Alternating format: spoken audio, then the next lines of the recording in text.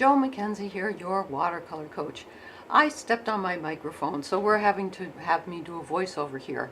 What we're doing is a dark triad, and what I just showed there is the colors I use for a dark triad. I use ultramarine blue, alizarin crimson, and burnt sienna.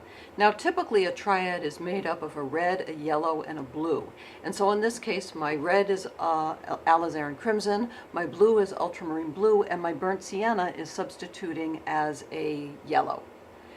I mix up those three puddles of paint on my palette, and now I'm going to apply them into these shapes. Some of that, there's a square, a circle, and a sort of weird zigzaggy thing. Now I'm doing this in real time to take away the smoke and mirrors that any of this is easy. Oh, here they are again. Yay. Here are the value dabs.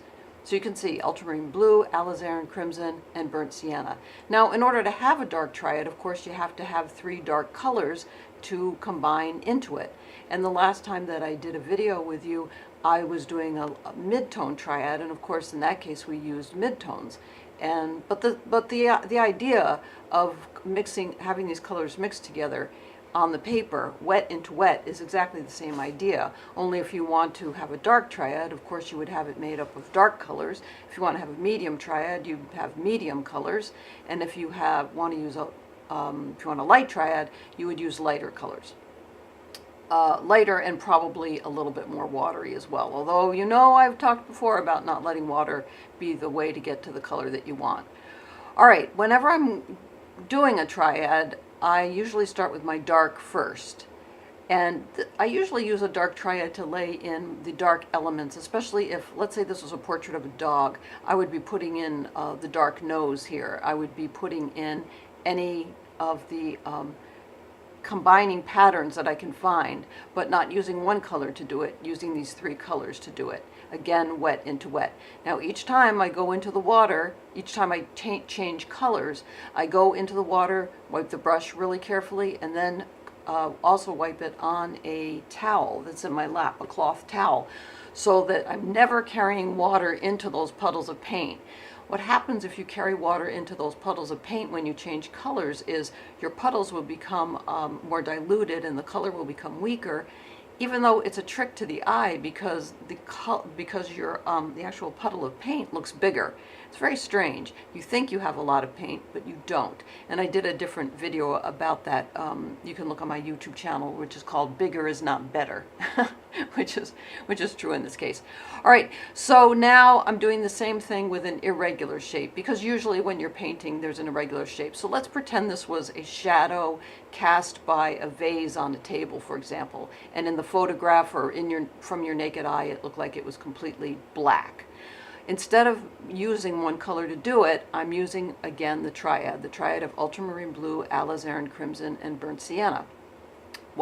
Cleaning my brush anytime that I change colors, wiping it on that paper towel so I'm not carrying water and diluting things, and not doing any rubbing. And you can see how the colors will glom onto each other, and it makes for a kind of a pretty shape.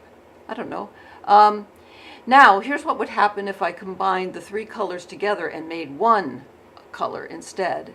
And I'm sorry that I obviously have the video a little bit off, but it'll still work for learning purposes. All right, so this was alizarin crimson, burnt sienna, and ultramarine blue all mixed together to make one color. Now, the thing is that round circle is going to be the exact same value as the other shapes that I made. But you can see it is kind of a dull and uninteresting thing to look at. And if you have a large mass, that's why I talk about the mass. The mass is the large shape. What I like to do is mass for value, and then I say mix for color. And by mix for color, I mean finding the triad elements that you can push into that shape so that you end up with the dynamic of three wet on wet colors going into each other. So that's my little tip for the day. Remember to keep the white of your paper white and your paints wet, mass for value, mix for color.